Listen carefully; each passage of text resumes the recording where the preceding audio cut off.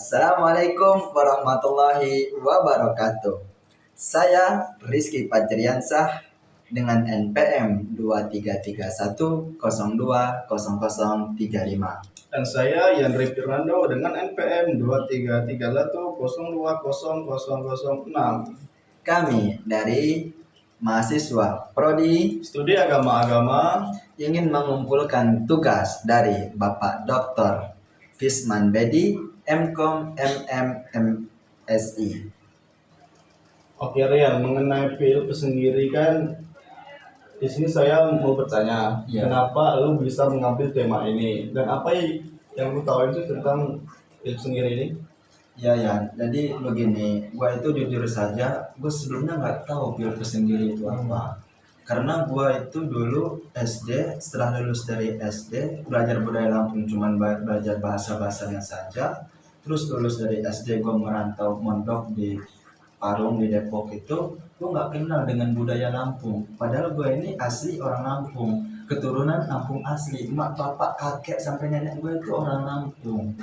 Nah, setelah gue kuliah ini mempelajari Islam dan budaya Lampung, gue mempelajari ternyata Lampung ini, masyarakat Lampung punya pedoman hidup. Iya, punya falsafah hidup sendiri, namanya filpe sendiri. Gue yakin ada orang lain yang selain gue ini yang gak tahu juga tentang filpe sendiri ini. Ya gitu. Dan setelah gue pelajari, gue dalami, ternyata falsafah hidupnya orang Lampung ini dia itu sejalan dengan ajaran Islam, dia nggak bertentangan. Dan filpe sendiri itu sendiri ada 4 prinsip dasarnya, yaitu yang pertama juluk adok, yang kedua nemui nimah, yang ketiga nengah nyapur, dan yang keempat sakai sambayan. Ya gitu ya. Nah tadi kan saya dengar tadi ada salah satu tuh temui nyimah gitu kan? Iya. Nah, temui nyimah itu apa sih? Tolong dijelasin. Iya ya, jadi nemui nimah itu dia pedomannya itu bagaimana cara kita ini orang Lampung bertamu dan menerima tamu. Karena orang Lampung ini ya, yaitu memang terkenal ramah tamah ya. Apapun juga tamunya dari latar belakang, dari suku apapun, dari agama apapun, itu pasti diterima sama orang Lampung. Bahkan ya, pas masa transmigrasi dulu itu, zaman Orde Baru itu, pas pemerataan penduduk itu, suku Jawa itu diterima secara terbuka sama orang Lampung. Makanya sekarang ini orang Lampung jadi suku terpencil, suku minoritas di negerinya sendiri gitu. Oh berarti itu ini ya di tempat itu kan pernah juga gitu kan? Iya. Kalau ada seseorang atau saudara gitu datang ke rumah kita, Ya, itu kan pasti disambut sama orang rumah gitu kan? iya. Disajiin kopi, disajiin makanan juga. Nah itu kan biar agar obrolan lebih terbuka, lebih santai, dan Iya. diiringi dengan bercanda-bercandaan mereka lah ya. Iya. Itu kan bisa menjadikan tamu ini bisa lebih lama di rumah kita, Iya. dikarenakan ada makanan tadi. Terutama kopi ini kan harus ada kopi ini kan. Iya. Nah, Minimal biasa kopi. lah apa-apa lah ya. Iya. Nah, jadi seperti itu kira-kira ya. Iya benar, seperti yang dilakukan oleh tradisi di kampungmu itu ya, sejalan dengan ajaran Islam. Pada suatu ketika itu Nabi Ibrahim pernah menerima tamu ya, yaitu tamunya itu masuk ke rumah Nabi Ibrahim mengucapkan salam. Dijawablah sama Nabi Ibrahim. Nah kan, terus Nabi Ibrahim itu dia itu diam-diam menemui keluarganya. Setelah dia menemui keluarga, dia balik kepada tamu itu dengan membawa daging sapi, sapi panggang. Padahal Nabi Ibrahim itu belum kenal, dia nggak tahu tamunya siapa. Tapi sudah diterima dengan baik, diterima dengan lapang dada. Tamunya itu yang diajarkan dalam Islam. Itu sejalan dengan filpe sendiri, nemui nyimah, gitu ya. Nah, tadi juga saya dengar tadi ada yang namanya nengah nyampur kan? Iya. Nah, bisa jelasin nggak nengah nyampur itu seperti apa? Iya ya, jadi nengah nyapur itu, nengah artinya kita terjun ke khalayak ramai, ke masyarakat, terus nyapur itu kita berbaur. Iya, jadi kita itu masyarakat Lampung itu berbaur bersama-sama tanpa membedakan golongan lapisan masyarakat dari latar belakang apapun, mau suku Jawa, suku Bugis, suku Lampung, kita berbaur, kita disatukan di acara kondangan, kita disatukan di acara khitanan, kita disatukan di acara pentas seni seperti itu ya, itulah dinamakan dengan nganyapur. Oh, berarti itu juga ada juga tuh di kampung saya itu. Jadi setelah Idul Fitri itu ada yang namanya kekicaran. Ya. Kekicaran itu dilaksanakan pada malam hari. Nah, jadi desa yang mengadakan acara tersebut itu akan mengundang anak-anak dari berbagai desa untuk mengikuti acara tersebut. Nah, acaranya itu dilaksanakan pada malam hari dari jam 11 sampai jam setengah 5. Jadi di situ tuh kalau sudah masuk ke tahap akhir, tahap ke dimana pengumuman kejuaraan. Nah, di situ tuh ada macam-macam juara tuh, ada anak tari terbaik, guru tari terbaik, terus juga anak tari tercantik juga, juara umumnya juga, dan lain-lain. Apa seperti itu kali ya? Iya benar. Jadi yang digambarkan tadi itu yang dinamakan dengan nganyapur. Jadi dari setiap desa, masing-masing desa itu mengeluarkan penari-penari terbaik mereka untuk dikonteskan. Nah di situ itu dalam lingkup di situ ada berbagai lapisan masyarakat, mau dia pejabat, mau dia rakyat biasa, mereka bercampur, mereka bersatu menonton bersama kemeriahan tari dari tradisi kiciran itu ya seperti itu. Oh iya. Nah, ada juga itu saya juga ada mendengar Sakai Sambayan. Iya. Tolong dijelaskan juga Sakai Sambayan itu apa? Jadi Sakai Sambayan itu artinya kita tuh tolong menolong, saling tolong menolong, kita tuh bergotong royong, bekerja sama. Kalau di tradisi Lampung itu kan, kalau ada yang kondangan misalkan atau ada yang khitanan, itu ibu-ibu ya, musung itu ada pan, ada baskom, isinya itu ada beras, kelapa, terus garam, gula, dikumpulin itu di rumah sohibul hajat itu. Mereka ibu-ibu itu berkumpul bareng, masak bersama, nyuci piring bersama. Itu yang dilakukan ibu-ibu. Kemudian yang dilakukan bapak-bapak itu ngapain? Bapak-bapak itu kumpul bersama, mereka bersama-sama pergi ke kebun mencari bambu. Nah, dari mencari bambu itu mereka menegakkan dapur untuk ibu-ibu masak.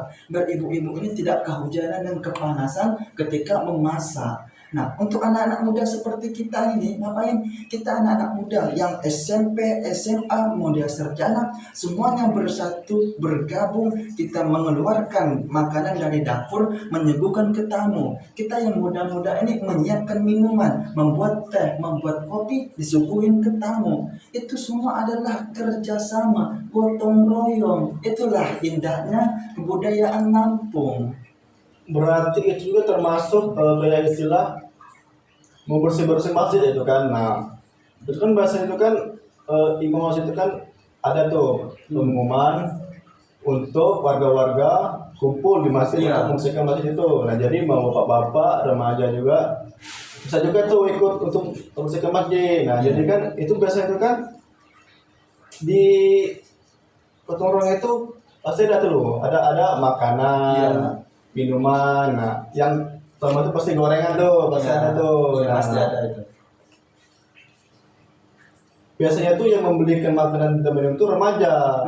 Bapak-bapak itu terus mengerjakan pekerjaan apa yang harus mereka kerjakan. Nah, seperti itu ya? Ya, itulah Sakai Sambayannya. Budaya Lampung indah sekali, bekerja sama, gotong royong. Iya, seperti itu. Ini juga sejalan dengan ajaran Islam. Wa ta'awanu 'alal birri wat taqwa. Saling tolong menolong dalam hal kebaikan dan ketakwaan. Untuk yang terakhir tadi ada kan juluk adek tuh kan? Iya. Itu seperti apa? Iya ya, jadi juluk adek itu adalah gelar julukannya bagi sebagian orang ya yang punya darah biru atau dia punya kekayaan. Kalau disebatin itu kan dia itu tertutup ya. Jadi kalau misalnya kayak gue ini nggak punya darah biru, nggak punya keturunan dari bangsawan, gue pengen jadi pon atau pengen jadi raja nggak bisa kalau disebatin karena dia tertutup.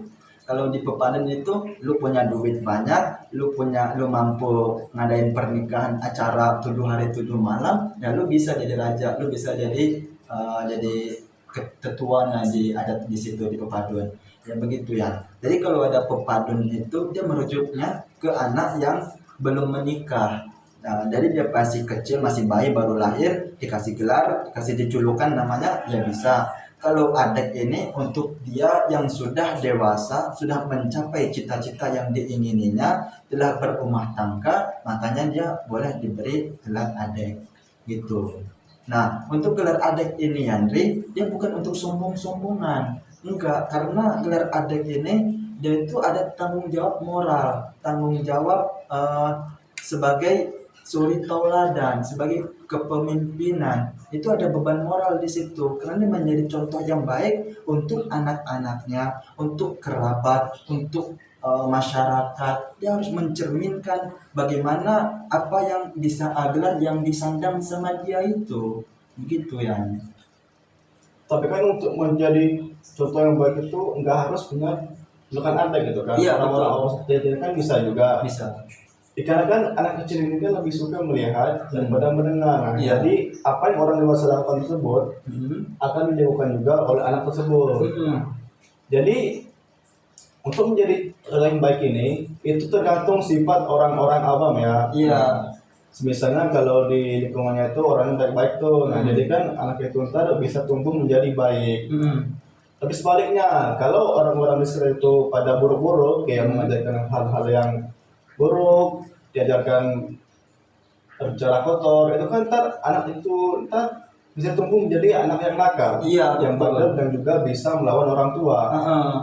Iya, memang kita itu nggak harus mendapatkan gelar baru kita mencontohkan yang baik. Kita yang nggak mendapatkan gelar seperti kita ini manusia awam, nggak apa-apa menjadi suri tauladan yang baik gitu ya.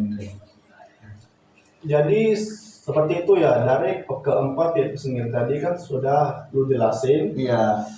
cukup menarik sih sebenarnya. Iya, memang cukup menarik Andre. Jadi Pir Pesenggiri ini falsafah hidup yang memang sejalan dengan ajaran Islam. Ini nggak bertentangan gitu ya. Indah sekali budaya Lampung ya. Betul. Jadi budaya Lampung itu hanya karena Pir Pesenggiri adalah harga diri, bukan berarti harga diri yang harus dipertaruhkan dengan nyawa, dengan sebacok-bacokan, enggak, harus setujah-tujahan, enggak, harus ngebegal, enggak. Jadi orang-orang luar itu enggak mengenal Lampung dari begalnya, tapi dari keterbukaan masyarakat Lampung terhadap pendatang. Ya, keramah tamahan masyarakat Lampung, karena itu adalah tradisi dan adat budaya Lampung. Indah sekali. Iya. Iya.